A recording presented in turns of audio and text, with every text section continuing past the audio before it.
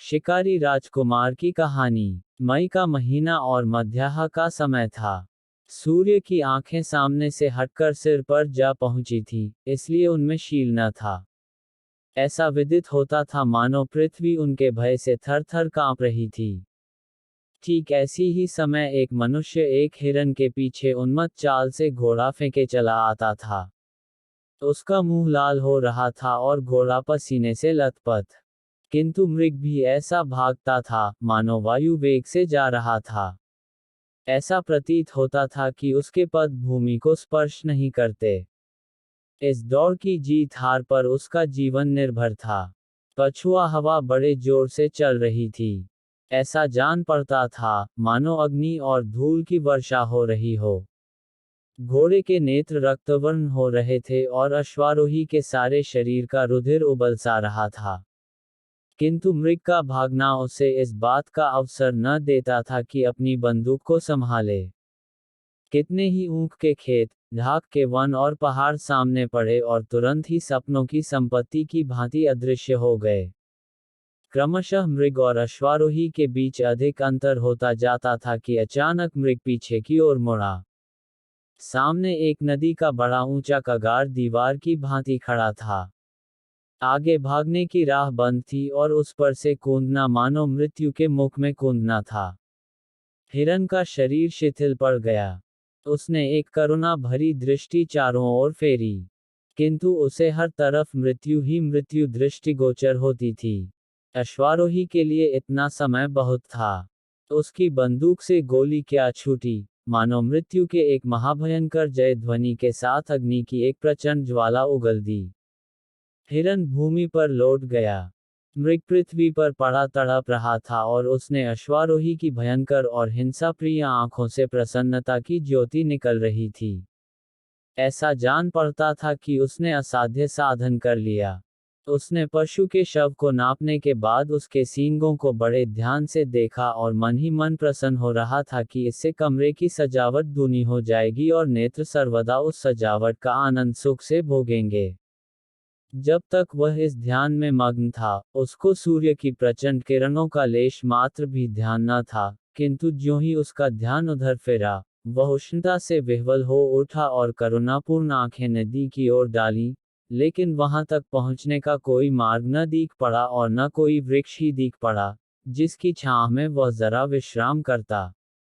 इसी चिंतावस्था में एक दीर्घकाया पुरुष नीचे से उछलकर कगारे के ऊपर आया और अश्वारोही उसको देखकर बहुत ही अचंभित हुआ। नवागंतुक एक बहुत ही सुंदर और हृष्टपुष्ट मनुष्य था। मुख के भाव उसके हृदय की स्वच्छता और चरित्र की निर्मलता का पता देते थे। वह बहुत ही दृढ़ प्रतिज्ञ, आशा निराशा तथा भय से बिल्कुल बेपरवाह सा जान पड़ता था। मृग को देखकर उस सन्यासी ने बड़े स्वाधीन भाव से कहा, राजकुमार, तुम्हें आज बहुत ही अच्छा शिकार हाथ लगा। इतना बड़ा मृग इस सीमा में कदाचित ही दिखाई पड़ता है। राजकुमार के अचंभे की सीमा न रही, उसने देखा कि साधु उसे पहचानता है। राजकुमार बोला, जी हाँ, मैं भी यही ख्याल करता हूँ। मैंने भी आज तक इतना बड़ा हिरन नहीं देखा, लेकिन इसके पीछे मुझे आज बहुत हैरान होना पड़ा। सन्यासी ने दयापूर्वक कहा, नी संदेह तुम्हें दुख उठाना पड़ा होगा। तुम्हारा मुख लाल हो रहा है और घोड़ा भी बेदम हो गया है। क्या तुम्हारे संगी बहुत पीछे रह गए? इसका उत्तर राजकुमार ने बिल्कुल लापरवाही से दिया, मानो उसे इसकी कुछ चिंता न थी। सन्यासी ने कहा, यहाँ ऐसी कड़ी धूप और आंधी में खड़े तुम कब तक उनकी राह देखोगे? मेरी कुटी में चलकर जरा विश्राम कर लो। तुम्हें परमात्मा ने ऐश्वर्य दिया है, लेकिन कुछ देर के लिए संन्यासाश्रम का रंग भी देखो और वनस्पतियों और नदी के शीतल जल का स्वाद लो। ये कहकर सन्यासी ने उस मृग के रक्तमय मृत शरीर को ऐसी सुगमता से उठाकर कंधे पर धर लिया, मानो वह एक घास का गट्ठा था, और राजकुमार से कहा, मैं तो प्रायः कगार से ही नीचे उतर जाया करता हूँ, किंतु तुम्हारा घोड़ा संभव है न उतर सके।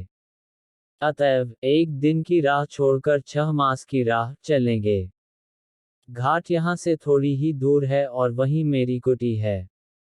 राजकुमार सन्यासी के पीछे चला। उस सन्यासी के शारीरिक बल पर अचंभा हो रहा था। आध घंटे तक दोनों चुपचाप चलते रहे। इसके बाद ढालू भूमि मिलनी शुरू हुई और थोड़ी देर में घाट आ पहुंचा।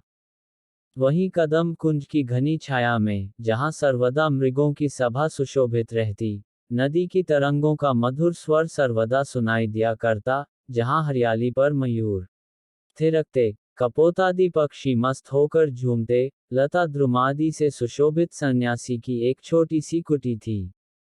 सन्यासी की कुटी हरे भरे वृक्षों के नीचे सरलता और संतोष का चित्र बन रही थी।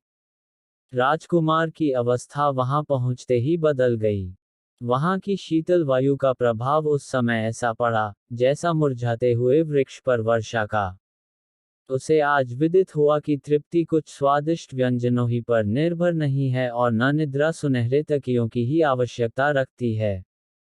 शीतल, मंद, सुगंध वायु चल रही थी।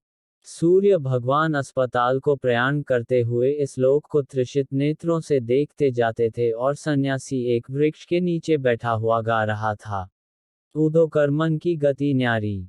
राजकुमार के कानों में स्वर की भनक पड़ी, उठ बैठा और सुनने लगा। उसने बड़े बड़े कलावंतों के गाने सुने थे, किंतु आज जैसा आनंद उसे कभी प्राप्त नहीं हुआ था। इस पद ने उसके ऊपर मानो मोहिनी मंत्र का जाल बिछा दिया। वह बिल्कुल बेसुध हो गया। सन्यासी की ध्वनि में कोयल की कूक सरीखी मधुरता थी। सम्मुख नदी का जल गुलाबी चादर की भांति प्रतीत होता था। कुलद्वय की रेत चंदन की चौकी सी दिखती थी। राजकुमार को ये दृश्य स्वर्गीय सा जान पड़ने लगा। उस पर तैरने वाले जल जंतु ज्योतिर्मय आत्मा के सदृश दिख पड़ते थे, जो गाने का आनंद उठाकर मतसे हो गए थे। जब गाना समाप्त हो गया, राजकुमार सन्यासी के सामने बैठ गया और भक्तिपूर्वक बोला, महात्मन, आपका प्रेम और वैराग्य सराहनीय है। मेरे हृदय पर इसका जो प्रभाव पड़ा है, वह चिरस्थायी रहेगा। यद्यपि सम्मुख प्रशंसा करना सर्वथा अनुचित है, किंतु इतना मैं अवश्य कहूंगा कि आपके प्रेम की गंभीरता सराहनीय है। यदि मैं गृहस्थी के बंधन में न पड़ा होता तो आपके चरणों से पृथक होने का ध्यान स्वप्न में भी न करता। इसी अनुरागावस्था में राजकुमार कितनी ही बातें कह गया, जो कि स्पष्ट रूप से उसके आंतरिक भावों का विरोध करती थीं। सन्यासी मुस्कुराकर बोला, तुम्हारी बातों से मैं बहुत प्रसन्न हूं और मेरी उत्कट इच्छा है कि तुमको कुछ देर ठहराऊं, किंतु यदि मैं जाने भी दूं, तो इस सूर्यास्त के समय तुम जा नहीं सकते। तुम्हारा रीवा पहुंचना दुष्कर हो जाएगा। तुम जैसे आखेट प्रिय हो, वैसा ही मैं भी कदाचित तुम भय से न रुकते, किंतु शिकार के लालच से अवश्य रहोगे। राजकुमार को तुरंत ही मालूम हो गया कि जो बातें उन्होंने अभी अभी सन्यासी से कही थीं, वे बिल्कुल ही ऊपरी और दिखावे की थीं और हार्दिक भाव उनसे प्रकट नहीं हुए थे। आजन्म सन्यासी के समीप रहना तो दूर, वहां एक रात बिताना उसको कठिन जान पड़ने लगा। घरवाले उद्विग्न हो जाएंगे और मालूम नहीं क्या सोचेंगे। साथियों की जान संकट में होगी। घोड़ा बेदम हो रहा है। उस पर 40 मील जाना बहुत ही कठिन और बड़े साहस का काम है। लेकिन यह महात्मा शिकार खेलते हैं, ये बड़ी अजीब बात है। कदाचित यह वेदांती हैं, ऐसे वेदांती जो जीवन और मृत्यु मनुष्य के हाथ नहीं मानते, इनके साथ शिकार में बड़ा आनंद आएगा। ये सब सोच विचार कर उन्होंने सन्यासी का आतिथ्य स्वीकार किया और अपने भाग्य की प्रशंसा की, जिसने उन्हें कुछ काल तक और साधु संग से लाभ उठाने का अवसर दिया। रात 10 बजे का समय था। घनी अंधियारी छाई हुई थी। सन्यासी ने कहा, अब हमारे साथ चलने का समय हो गया है। राजकुमार पहले से ही प्रस्तुत था। बंदूक कंधे पर रख बोला, इस अधंकार में शूकर अधिकता से मिलेंगे, किंतु ये पशु बड़े भयानक हैं। सन्यासी ने एक मोटा सोटा हाथ में लिया और कहा, कदाचित इससे भी अच्छे शिकार हाथ आएं। मैं जब अकेला जाता हूँ, कभी खाली नहीं लौटता। आज तो हम दो हैं। दोनों शिकारी नदी के तट पर नालों और रेतों के टीलों को पार करते और झाड़ियों से अटकते चुपचाप चले जा रहे थे। एक और श्यामवर्ण नदी थी, जिसमें नक्षत्रों का प्रतिबिंब नाचता दिखाई देता था और लहरें गाना गा रही थीं। दूसरी ओर घनघोर अंधकार, जिसमें कभी कभी केवल खद्योतों के चमकने से एक क्षणस्थायी प्रकाश फैल जाता था। मालूम होता था कि वे भी अंधेरे में निकलने से डरते हैं। ऐसी अवस्था में कोई 1 घंटा चलने के बाद वह एक ऐसे स्थान पर पहुंचे, जहां एक ऊंचे टीले पर घने वृक्षों के नीचे आग जलती दिखाई पड़ी। उस समय इन लोगों को मालूम हुआ कि संसार के अतिरिक्त और भी वस्तुएं हैं। सन्यासी ने ठहरने का संकेत किया। दोनों एक पेड़ की ओट में खड़े होकर ध्यानपूर्वक देखने लगे। राजकुमार ने बंदूक भर ली। टीले पर एक बड़ा छायादार वट वृक्ष भी था।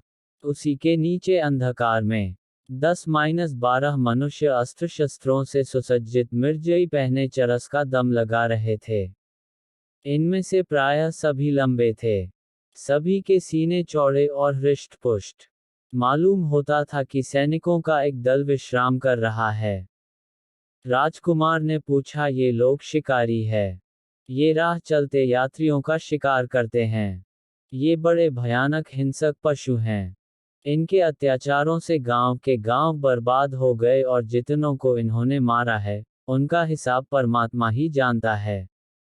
यदि आपको शिकार करना हो तो इनका शिकार कीजिए। ऐसा शिकार आप बहुत प्रयत्न करने पर भी नहीं पा सकते। यही पशु हैं, जिन पर आपको शस्त्रों का प्रहार करना उचित है। राजाओं और अधिकारियों के शिकार यही हैं। इससे आपका नाम और यश फैलेगा। राजकुमार के जी में आया कि 2-1 को मार डालें। किंतु सन्यासी ने रोका और कहा, इन्हें छेड़ना ठीक नहीं। अगर यह कुछ उपद्रव न करें, तो भी बचकर निकल जाएंगे। आगे चलो, संभव है कि इससे अच्छे शिकार हाथ आएं। तिथि सप्तमी थी। चंद्रमा भी उदय हो आया। इन लोगों ने नदी का किनारा छोड़ दिया था। जंगल भी पीछे रह गया था। सामने एक कच्ची सड़क दिखाई पड़ी और थोड़ी देर में कुछ बस्ती भी दिख पड़ने लगी।